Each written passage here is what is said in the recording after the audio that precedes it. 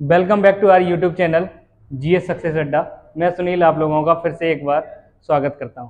Guys, जैसा कि हमने आपको बताया था एसएससी सीजीएल 2023 के लिए हमने जो विजय सीरीज शुरू करी थी, आज उसमें हमने एक टॉपिक लिया है संविधान का, जो कि है शेड्यूल्स।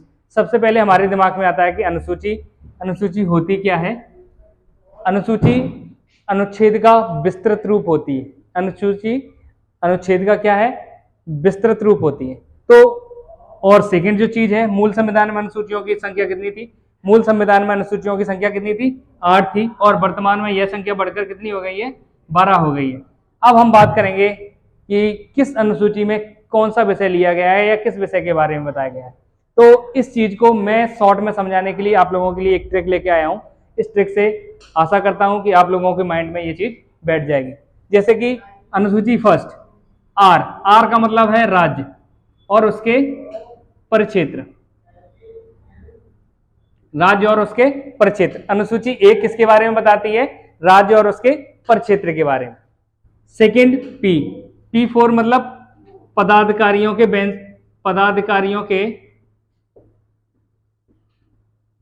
वेतन और भत्ते। अनुसूची 2 में बात किसकी करी गई है? अनुसूची 2 में पदाधिकारी, जो भी हमारे पदाधिकारी हैं, उनके वेतन और भत्ते, जो पेंशन, इमोल्यूमेंट्स के बारे में बात की गई। अनुसूची 3 शपथ किसके बारे में बताती है? अनुसूची 3 शपथ के बारे में बताती है। शपथ, ऑथ और अफर्मेशन के बारे में बताती है।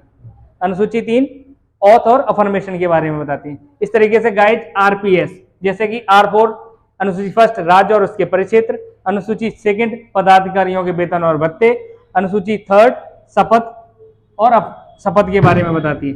अनुसूची 4 किसके बारे में बताती है? राज्यसभा के लिए सीटों के आवंटन के बारे में बताती है। राज्यसभा की सीटों के बंटवारे के बारे में, सीटों के आवंटन के बारे में।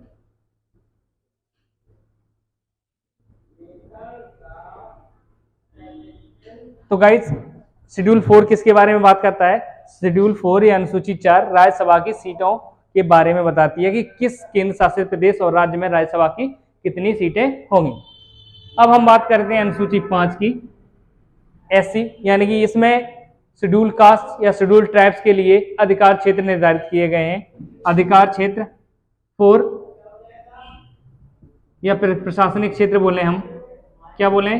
प्रशासनिक क्षेत्र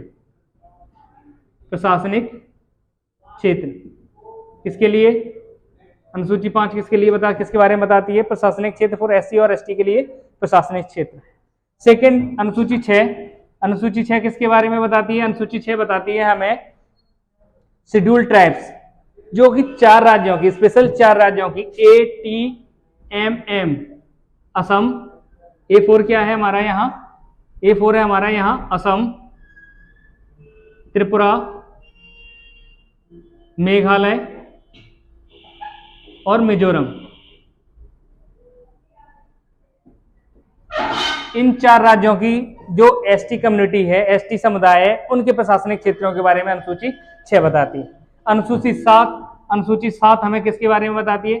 शेड्यूल 7 हमें बताती है शक्तियों के बारे में, केंद्र और राज्य के बीच में किस तरीके से शक्तियों का बंटवारा किया गया है। जैसे कि इन चीजों को, इस बंटवारे को डिनोट करने के लिए संविधान में 3 सूचियां बनाई गई हैं। पहली सूची संघ सूची होती है, दूसरी 3 सूचियां बनाई गई हैं। पहली संघ सूची, दूसरी राज्य और तीसरी समवर्ती सूची। इसमें अलग अलग विषय दिए गए हैं। संघ सूची में जो भी विषय आते हैं, जैसे कि हमारा करेंसी आ गई, सेना संबंधी विदेशी मामले आ गए, इन सब में जो भी कानून बनाने का अधिकार है वह किसके पास है? केंद्र सरकार या संघ शासन की व्यवस्था केंद्र सरकार के पास है। राज्य के अंतर्गत पुलिसिंग आ गई, लॉ एंड ऑर्डर आ गया, वो सारे डिसीजन कौन लेता है? राज्य सरकार लेती है। समवर्ती सूची के अंतर्गत ऐसे सभी विषय आते हैं जिनमें जिनमें निर्णय लेने का अधिकार केंद्र और राज्य दोनों को होता है। ठीक है, जैसे शिक्षा राज्य के अंतर्गत है पुलिस, ठीक, संघ के अंतर्गत आ जाएगा जैसे बैंक है, करेंसी है, ठीक। इसी तरीके से विषय हैं इनमें, उनकी बात करेंगे। 8 में हमारी भाषाओं के बारे में बताया गया है। शेड्यूल 8 अनुसूची 8 हमें किसके बारे में बताती है? राजभाषा या भाषाओं के बारे में बताती है। भारतीय संविधान में मूल रूप से कितनी भाषाएं थी? मूल कितनी थी? 14 थी। मूल संविधान में कितनी भाषा थी? 14। वर्तमान में कितनी है? वर्तमान में 22 हैं। गाइस वर्तमान में कितनी है? 22 हैं। 7 जो भाषाएं हैं वो संविधान संशोधन के द्वारा एड ऑन की गई हैं।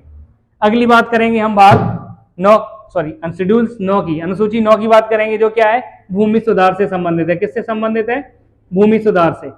ठीक है। 10 किससे? दल बदल कानून से। किससे? दल बदल कानून से। 11 में किसके बारे में बताया गया है? ग्राम पंचायतों के बारे में।